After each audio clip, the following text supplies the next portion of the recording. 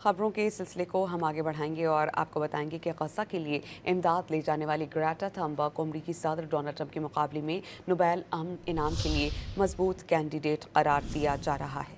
Swedish माहौलियाती कारकुन Greta थंबर्ग 2019 से 2023 के दौरान मुसलसल 4 साल तक नोबेल अमन के लिए नामजद हुई। इस बार भी वो नोबेल अमन के लिए 338 कैंडिडेट्स में शामिल हैं। ग्रेटा कहत ज़दा फ़लस्तीनियों के लिए इमदाद ले जाने वाले फ्लोटेला में 2 बार शामिल हुई।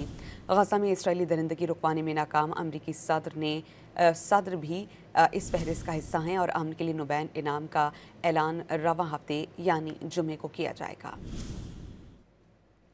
खबरों के सिलसिले को हम आगे बढ़ाएंगे और आपको बताएंगे कि गजा के लिए इमदाद ले जाने वाली ग्रेटा थंबर्ग को अमरीकी सदर डोनाल्ड ट्रंप के मुकाबले में नोबेल अमन इनाम के लिए मजबूत कैंडिडेट करार दिया जा रहा है।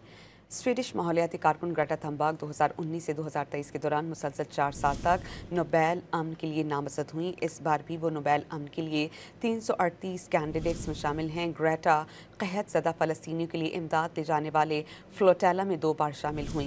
गजा में इसराइली दरिंदगी रुकवाने में नाकाम अमरीकी सदर भी इस फहरिस्त का हिस्सा हैं और अमन के लिए नोबेल इनाम का ऐलान रवां हफ्ते यानी जुमे को किया जाएगा।